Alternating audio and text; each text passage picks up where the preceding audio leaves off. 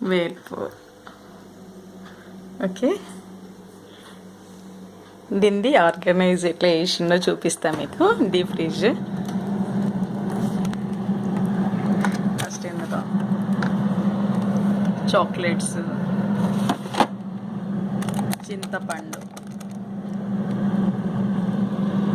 ఇవన్నీ కూడా మసాలాలు అన్నీ.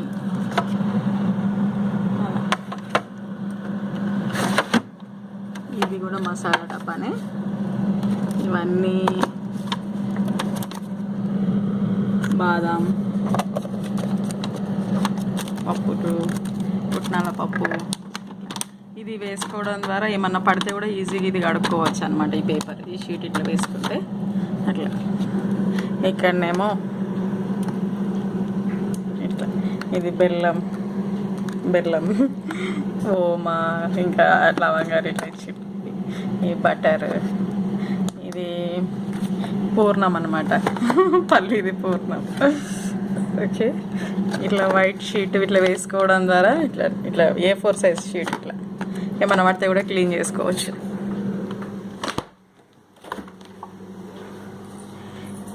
ఇట్లా వేసుకోవడం ద్వారా ఇవి తోమాల్సి వస్తుంది కదా, పగిలిపోయే అవకాశం ఉంటుంది. ఇదైతే బేఫికర్ కదా, క్లీన్ చేసేసుకోవచ్చు ఎప్పటికప్పుడు. ఇవన్నీ చట్నీస్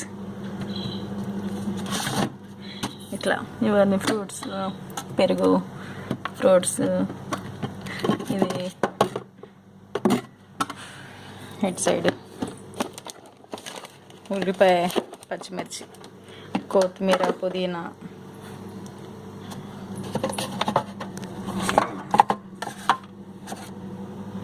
కొత్తిమీర ఇట్లా వేసి పెట్టుకుంటే పాడబోవు. ఇట్లా పేపర్ లోపల పేపర్ పెట్టి ఇట్లా పెట్టేసుకుంటే బాగుంటుంది. ఇది కరివేపాకు, ఇది లెమన్ జ్యూస్,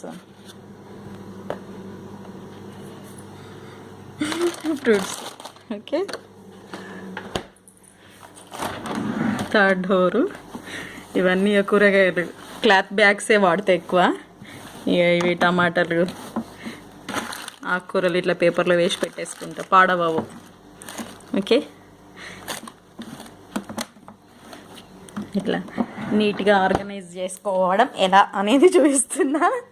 ఇట్లా A4 సైజ్ పేపర్స్ ఇట్లా వేసినాం అనుకో, ఇవి మాటికి తీసి తోమాల్సిన అవసరం ఉండదు. మనం డ్యూటీ చేసే వాళ్ళకి కొంచెం ఈజీ మెథడ్లో ఉండాలి కదా, అట్లా అన్నట్టు. అందుకే ఇట్లా చూపించిన.